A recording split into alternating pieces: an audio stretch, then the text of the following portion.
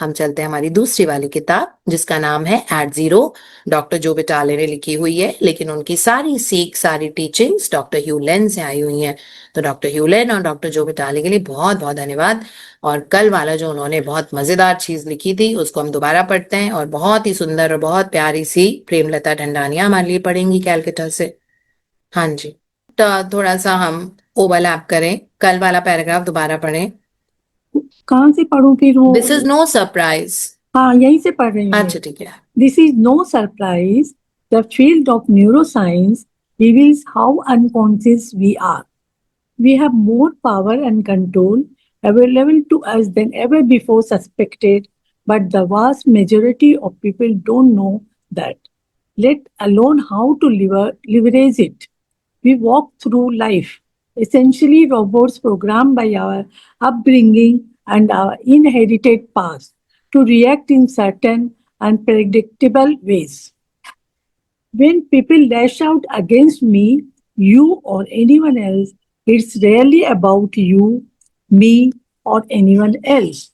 It's about the program they have. Here's the rub: if you can see it in another, then you have it. Then you have it too.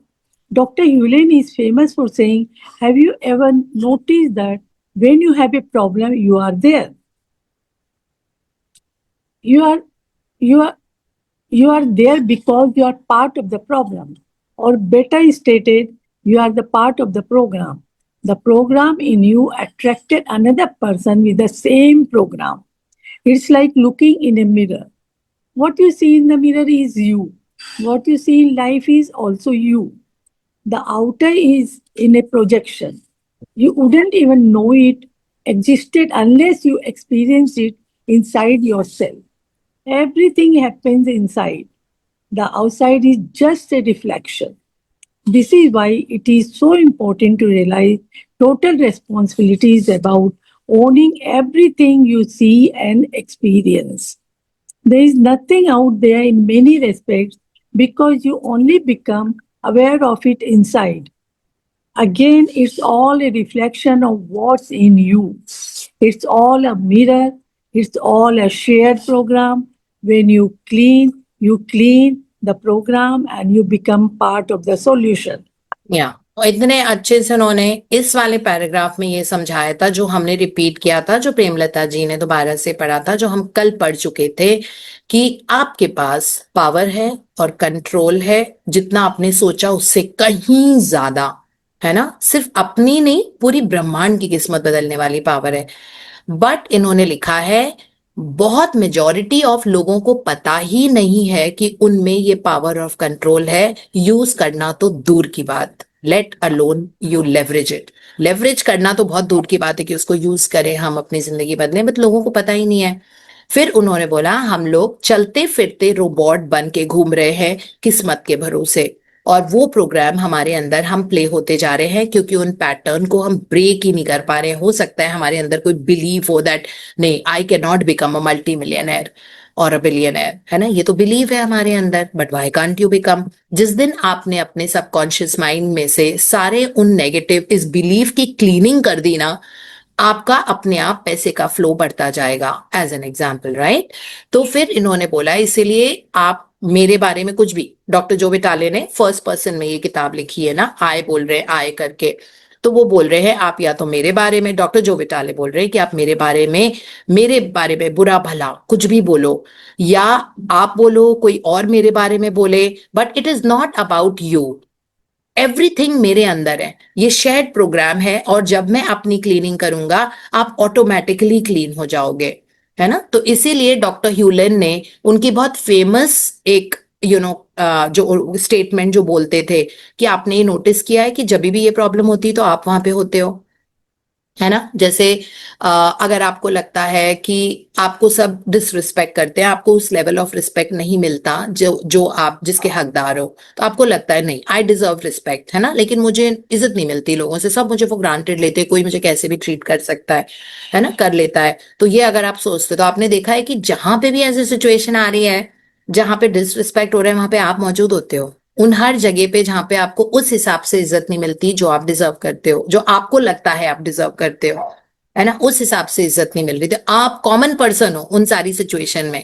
अगर कोई victimisation है तो आप common person हो कि आप पे दोष मला जाता है, वहां पे भी आप हो, यहाँ पे भी आप हो, यहाँ पे भी आप हो, तो वो पैटर्न आपके जीवन में रिपीट होता जा रहा है। तो ये बाहर की दुनिया में थोड़ी है, ये तो आप ही के अंदर पैटर्न है ना। फिर उन्होंने बताया है दैट यू, आप वहां पे इसलिए होते हो because you are part of that problem. और आप आइडेंटिफाई करो कि कहाँ पे आपके लाइफ में, क्योंकि जिंदगी एक दर्पण की तरह है और सब कुछ जो बाहर की दुनिया है वो उसका प्रोजेक्शन है ना। जो अंदर है उस एनर्जी का प्रोजेक्शन है। तो सब कुछ ही इनसाइड है, अगर हमारे अंदर है तो हमारे पास पावर है और हम चाहते हैं हम उसको जैसे करें, है ना। जैसे अगर मेरी मीठा खाने की बहुत ज्यादा आदत पड़ रही है, मुझे पता है कि मेरे शरीर का भार बढ़ता जा रहा है, मुझे हल्का करना है, तो मैं मीठा खा रहा है, वो मेरे अंदर है, तो मैं उसको चेंज कर सकती हूँ, है ना। मैं उसके बारे में चैंट कर सकती हूँ आई लव यू, उस हिस्से को। हमारी मेमोरी में, मेरे मेमोरी कोई हिस्सा है ना ऐसे जिसके कारण बार बार मुझे मीठा खाने की आदत पड़ रही है ना। कहीं पे कुछ है, कोई गैप है, बिकॉज ये नॉर्मल तो नहीं होता that there is nothing call I love sweet tooth. ये तो बोलने का तरीका होता है, right. So there is nothing call, किसी का स्वीट टूथ नहीं होता। जो चीज आप रिपीट करते रहते हो आपका सॉल्टी टूथ भी हो जाएगा, है ना। आपका, फिर आपको करेले की सब्जी पसंद आएगी तो आपका बिटर टूथ भी हो जाएगा। तो there is nothing like a sweet tooth, लेकिन वो बोलने का तरीका होता है एक कवर कवर डालने का, कि कोई चीज है जो टूटी फूटी है उसके ऊपर आपने कवर डाल दिया, मास्क डाल दिया कि दिखे ना, तो आपने बोल दिया no no I have a sweet tooth, तो बेचारे अपने टूथ को दोष दे दिया, जिसको थैंक यू बोलने की जरूरत है, राइट। तो उसको दोष दे दिया कि I have got a sweet tooth. अरे ऐसा कुछ नहीं होता है, वो आपकी आदत थी, क्योंकि आपने बार बार रिपीट किया। मे बी आपके घर में, आप जिस जगह पे रहते हो वहां पे बहुत अच्छी मिठाइयां मिलती होंगी, तो आपकी आदत पड़ गई ज्यादा खाने की। अब आपको लग रहा है कि मेरे शरीर का भार बढ़ रहा है तो मुझे हल्का होना है, तो now I will do this. तो आप उसके लिए भी चैंट कर सकते हो, उस पार्ट के लिए जिसके कारण आपको बार बार मतलब कुछ है आपके थॉट्स में, बिलीफ में, मेमोरी में कुछ है जिसके कारण आपको बार बार अर्ज होती है कि मैं और खाऊं, तला भी खाऊं, मीठा भी खाऊं, है ना। जबकि आप दिल से नहीं चाहते हो, लेकिन आपसे कंट्रोल ही नहीं हो रहा। वही सिगरेट में, वही मिठाई में, वही सारी चीजें, या लेजीनेस में, वो भी तो आदत होती है ना। आलस से भी तो आदत होती है। अब आलस्य में आप अगर रह रहे हो तो आप अब उसको आइडेंटिफाई करना पड़ेगा। हाँ मेरे अंदर तो ये है, कहीं ना कहीं मेरी मेमोरी में कुछ ऐसा है जिसके कारण मैं आलसी हूँ, है ना। मतलब मैं प्रोक्रेस्टिनेट करती हूँ कि आज का काम कल कर लेंगे, अरे परसों देख लेंगे, अरे चलता है एटीट्यूड। तो उसको क्लीन कर लो और आप देखोगे अपने आप चीजें होने लग जाएंगी। तो यही वहां पे बता रहे हैं कि आप अवेयर हो जाओ, आइडेंटिफाई अगर आपने कर लिया कि ये मेरी कमी है जिसके कारण मैं जिंदगी में आगे नहीं बढ़ पा रहा, नहीं बढ़ पा रहे, उस मेमोरी को आप क्लीन कर लो। आइडेंटिफाई किया, एक्नॉलेज किया, है ना, फिर कबूल किया हाँ जी मेरे अंदर है ये वाला। और फिर उसके बाद उस पार्ट ऑफ योर लाइफ को, उस पार्ट ऑफ द मेमोरी को लगातार बोलना, I love you, I am sorry, please forgive me, thank you. अब आपने लव की एनर्जी दे दी और वो नेगेटिव एनर्जी थी, अपने आप वहां पे बत्ती जल जाएगी, है ना। मतलब एनर्जी चेंज हो जाएगी और आप देखोगे वो वाला पैटर्न अब आपके जीवन में उस हिसाब से नहीं हो रहा जैसे पहले हो रहा था। तो इसीलिए लिखा हुआ है इन्होंने, जिंदगी एक मिरर है और वो शेयर्ड प्रोग्राम है हमारा बाहर की दुनिया से हमारे साथ। तो when you clean, you will clean your program. और क्लीनिंग का मतलब ही होता है 4 फ्रेजेस अगर आप यूज कर रहे हो, I love you, I am sorry, please forgive me, thank you. हाँ जी। This is how This is how Dr. Hewlin helped heal an entire ward of mentally ill criminals. He didn't work on them, he worked on himself. He saw them as projections of a program within himself. Traditional therapy had already failed in trying to heal those inmates. Dr. Hewlin changed them by working on his own perceptions. As he cleaned those projections, the patients got better. You have to understand that when you look at this book, look at any person or experience any moment, you are rarely, if ever, seeing it purely for what it is. In 2011, Vanderbilt University psychologists found that memories of what we have recently seen can contaminate our visual perception, impairing our ability to properly understand and act on what we are currently seeing. This study shows that holding the memory of a visual event in our mind for a short period of time can contaminate usual perceptions during the time that we are remembering, said Randolph Blake, a co-author of the study and Centennial Professor of Psychology. Centennial Professor. Centennial Professor of Psychology. सो इसमें doctor जो विटाले समझा रहे हैं कि ये जो shared programme था, जब डॉक्टर ह्यूलन जेल वहां पे हॉस्पिटल में गए तो वो लिटरली जेल की तरह था, है ना, बिकॉज वहां पे एक्चुअली वो क्रिमिनल्स थे, लेकिन वो उन ट्रीटमेंट के लिए वहां पे मेंटल हॉस्पिटल में आए थे। तो ऐसे ही उन्होंने, तो डॉक्टर ह्यूलन ने पेशेंट्स को नहीं क्लीन किया, डॉक्टर ह्यूलन ने अपने अंदर जो मेमोरी थी उसको क्लीन किया, जो परसेप्शन दे रही थी जिसके कारण वो देख रहे थे कि उन पेशेंट्स को, तो उन्होंने अपने आप को क्लीन किया और वो पूरा बॉडी बंद हो गया, है ना। मतलब एक दो पेशेंट्स थे, बस दो, किताब में हमने जीरो लिमिट में पढ़ा है कि बस दो पेशेंट्स थे, वो भी बहुत लेट आए थे, वो मतलब होने के लिए, मतलब एडमिट, उनका एडमिशन बहुत लेट हुआ था उस वार्ड में। तो बस उनको थोड़ा और ट्रीटमेंट था, चाहिए था, तो वो दूसरे वाले डिपार्टमेंट में शिफ्ट हो गए थे। वो भी 80% हील हो गए थे, लेकिन उनको थोड़े से ट्रीटमेंट की और जरूरत है। वो भी शैकल में नहीं थे, वो जो दो दूसरे वाले वार्ड में, हॉस्पिटल के दूसरे वार्ड में शिफ्ट हुए थे, बाकी सारे पेशेंट्स हील होके चले गए थे। तो वो दो भी ऐसे नहीं था कि उनके हाथ पैर बंधे हुए थे और वो सब, वो इस लेवल तक हील हो गए थे कि वो चल पा रहे थे, वो भी गार्डनिंग करते थे साथ में, लेकिन उनको और ज्यादा इलाज की जरूरत थी। तो डॉक्टर ह्यूलन ने अपने ऊपर क्लीन किया, और ये 2011 की वैंडरबिल्ट यूनिवर्सिटी साइकोलॉजिस्ट की रिसर्च स्टडी है, जिसमें ये कहा है कि जो भी चीज हमने नेगेटिव देखी या सोची कभी पास्ट में, अब इस जन्म में, पिछले जन्म में, हमको कुछ पता नहीं है, लेकिन वो हमारे परसेप्शन को कंटामिनेट करती है। कंटामिनेशन का मतलब होता है कि पानी में मिट्टी डाल दी, है ना, मतलब दूषित करना, दूषित करना जो बोलते हैं ना हम, कि वो पानी दूषित हो गया है, उसके अंदर कुछ डाल दिया है गलत चीज, अब वो पानी पीने लायक नहीं है, ऐसे दूषित होने को कंटामिनेशन बोलते हैं। तो अब वो कह रहे हैं कि हमारी मेमोरी कंटामिनेट हो गई क्योंकि हमने कुछ ऐसा देखा, सुना या कुछ ऐसे किया। अब हमको चीजें बहुत अच्छे से समझ में नहीं आएंगी, और हमारा विजुअल परसेप्शन चेंज हो गया है, अब हमारे अंदर भय आ गया है ना। जैसे जब एयर इंडिया का क्रैश हुआ था, तो हम सबके अंदर हो सकता है फ्लाइंग का फियर आ गया, और कुछ समय तक लोग एयर इंडिया से बहुत ज्यादा डरे हुए थे। अभी भी कुछ लोग हैं जो एयर इंडिया से डरे रहते हैं, है ना, जबकि वो चीज एक हुई तो उसके बारे में इतनी नेगेटिव एनर्जी दी। या कोई भी ऐसी चीज होती है कि लाइक मे बी पहले कभी सी सिकनेस 2 बार हुई होगी, आप बोट पे, शिप पे गए, उसके बाद अब आपको डर लगता है, no no, I have sea sickness, I can't, ये क्योंकि अब आपका परसेप्शन दूषित हो गया है, क्योंकि 2 बार आपके साथ ऐसा हुआ था, है ना, इस तरीके के। तो हम अपनी पास्ट प्रोग्रामिंग के हिसाब से ही अपने फ्यूचर को भी देखते हैं, जो हमारे साथ हुआ होता है जैसे हमको किसी ने इनअप्रोप्रिएटली कभी टच किया हो बचपन में, है ना, बहुत गर्ल्स के साथ ऐसा हुआ होगा। तो ऐसे कुछ, तो अभी कोई एकदम से आके छूता है ना, तो आपको एकदम से ऐसे डर जैसा लग जाता है ना, क्योंकि अभी भी वो पास्ट प्रोग्रामिंग का फियर हमारे अंदर बहुत डोमिनेंट है, हम उससे निकल नहीं पाए। लेकिन it's okay, we have to evolve, तो उस डर को क्लीन कर सकते हैं हम, राइट, क्योंकि हम कंफर्टेबल होना, we all love hugging each other, shaking hands, है ना, अपने दोस्तों के साथ हाथ पकड़ना, अपने बच्चों को हग करना, अपने दोस्तों को हग करना, बड़ा मजा आता है ना, साथ साथ चिपक चिपक के भी बैठते हैं कभी कभी। लेकिन पास्ट मेमोरी में शायद ऐसा कुछ हुआ जिसके कारण आज हम ऐसा नहीं कर पा रहे, और हमारे अंदर जब भी हम करते हैं तो एक हुक करके कुछ एक चीज होती है जो कहती है, like that fear, that agitation, या कुछ भी ऐसी चीज होती है, क्योंकि शायद पास्ट में कुछ ऐसा हुआ होगा, लेकिन हमको उसको क्लीन करना पड़ेगा, वो हमारे अंदर है। तो यही साइकोलॉजिस्ट ने कहा कि हम अपने परसेप्शन को दूषित नहीं कर सकते, हम उसको प्योर रखेंगे और हम कुछ भी क्लीन कर सकते हैं। हाँ जी। For example, few years ago, my wife's car caught on fire while she was driving it. Fortunately, she saw smoke coming from her dash, pulled the car over, got out, and called for help. Within minutes, her car was an inferno.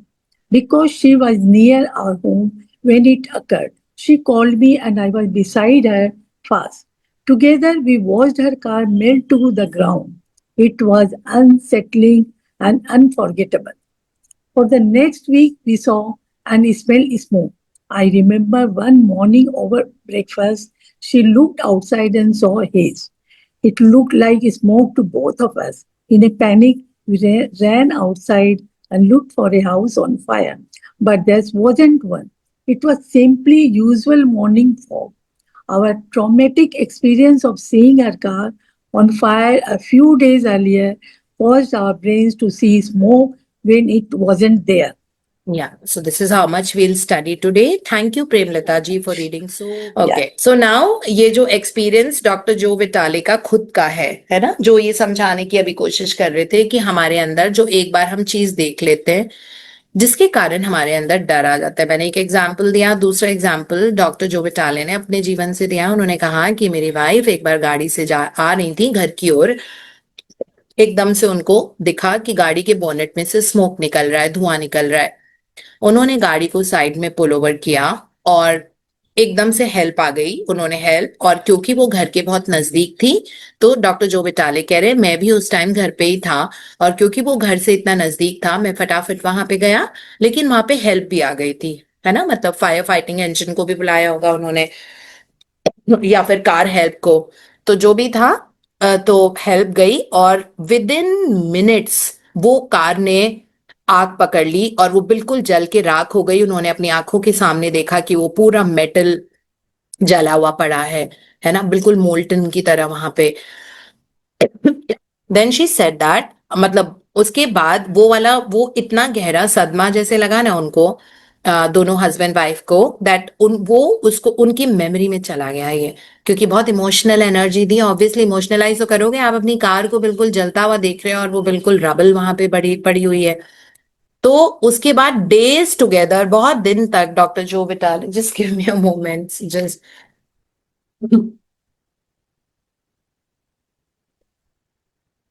उसके बाद कुछ दिनों तक ये दोनों सदमे से ही बाहर नहीं निकले, है ना। मतलब उसके एक हफ्ते के बाद भी उन्होंने, मतलब उनके ना नाक से वो स्मेल ही आती जा रही थी, मतलब स्मोक की स्मेल। वो स्मोक की स्मेल इतनी भर गई थी उनके दिमाग में दैट वो घर में होते थे, मतलब अपने घर में अपने लिविंग रूम में, लेकिन उनको धुएं की स्मेल आ रही थी, वो जलते हुए धुएं की स्मेल आ रही थी, और उनकी आंखों के सामने भी उनको धुआं ही धुआं नजर आ रहा था। ये क्योंकि उनकी मेमोरी में था। गाड़ी तो भाई 2-3 किलोमीटर दूर तो जली होगी ना, लेकिन उनकी मेमोरी में इतनी ज्यादा घुस गई थी, बिकॉज उनके लिए बहुत बड़ा ट्रॉमा था, सदमा था ना, मतलब इस तरह से देखना। तो उनको बार बार अपनी आंखों के सामने वो वही दिख रहा था और उनको स्मेल भी स्मोक की आ रही थी। और एक दिन वो बोलते हैं कि एक दिन ब्रेकफास्ट करने के बाद उन्होंने देखा अपनी वाइफ को कि वो बाहर खिड़की के बाहर देख रही थी और उनको धुआं दिख रहा था, और वही वही दोबारा से धुआं दिख रहा था, तो उनको हर जगह यही दिखना लग रहता था, और वही पैनिक हो गई बिल्कुल भी, अरे कुछ जल रहा है ना। तो वो एकदम से भाग के गए, लेकिन वो उन्होंने देखा कि वो नॉर्मल मॉर्निंग का फॉग था, जो सुबह सुबह हल्की सी धुंध होती है ना, एक मौसम आता है जब ट्रांजिशन मौसम आता है तो बाहर एक हल्की सी धुंध नजर आती है ना। सो ये लोग जाके इन्होंने देखा, तो उन्होंने देखा ये तो यूजुअली तो रोज सुबह का मॉर्निंग का हेज है, जो सुबह हल्की सी जो धुंध होती है एनवायरमेंट में। तो बट उनका ये ट्रॉमा जो था ना, इनके लिए तो बहुत बड़ा, मतलब एकदम से सदमा लगा था दोनों को, तो उससे वो चीज से उस चीज से निकल ही नहीं पा रहे थे। और वो बहुत दिनों तक अपनी कार को फायर में, ब्लेज में उनको दिखती रहती थी, क्योंकि उनके मेमोरी के अंदर ये चला गया था वो स्मोक देखना। आप सोचो, इसको हम पॉजिटिवली भी अगर लें तो उन्होंने बहुत इमोशनलाइज कॉन्सेंट्रेटेड मेमोरी सिर्फ एक बार हुई है ना, सिर्फ एक बार उनके जीवन में हुई है, लेकिन आप देखो कितने हफ्ते वो उनकी मसल मेमोरी में चला गया और कितने हफ्तों तक उन्होंने इसी के साथ डील किया, है ना। और करते गए करते गए करते गए, यही एक चीज इसी के साथ, हर जगह स्मोक देख रहे हैं, हर जगह फायर देख रहे हैं।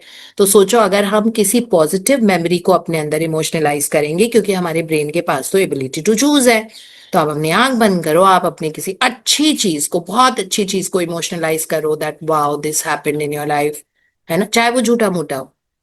सो वो भी तो झूठा मूठा ही देख रहे थे ना, उनको क्यों इतने हफ्तों तक दिख रही थी कि कार जल रही है, स्मोक की स्मेल आ रही है, अरे आग लग गई, अरे वहां से धुआं आ रहा है। उनको ऐसे ही लग रहा था, क्योंकि वो एक दिन, बस वो वाला जो फेस था, जो हार्डली आधे घंटे नहीं हुआ होगा, लेकिन उनकी मसल मेमोरी बन गया था और वो परमानेंस लेने लग गया था उनकी याद में, उनके दिमाग में, है ना। वो पूरी उनका याददाश्त में चला गया था। तो उसी चीज को अगर हम पॉजिटिव सोचे कि अगर बहुत इमोशनलाइज करें किसी भी बहुत अच्छी चीज को, वो भी तो हमारे लिए परमानेंट बन जाएगा, है ना। और वो बहुत जल्दी हमारी जिंदगी में हमको वैसे दिखेगा, बिकॉज हमने अपनी मेमोरी चेंज कर दी। तो ये यहाँ पे बताने की कोशिश कर रहे हैं कि कोई भी चीज अगर हमने देखी हो हमारी मेमोरी में होती है, इसीलिए हमारी किस्मत जो हम बोलते हैं कि हमारी बाहरी दुनिया में कुछ ना कुछ हो रहा है, वो इसी वजह से हो रहा है, क्योंकि वो हमारे अभी लिटरली सबकॉन्शियस में है, क्योंकि हमने उन चीजों को बहुत ज्यादा इमोशनल एनर्जी दी थी, और वो पता नहीं इस जन्म में दिए है, पिछले जन्म में दिए है, कब दिए है, बट दिए है ना। So this is what it basically. अभी तक आज हम इतना ही करेंगे।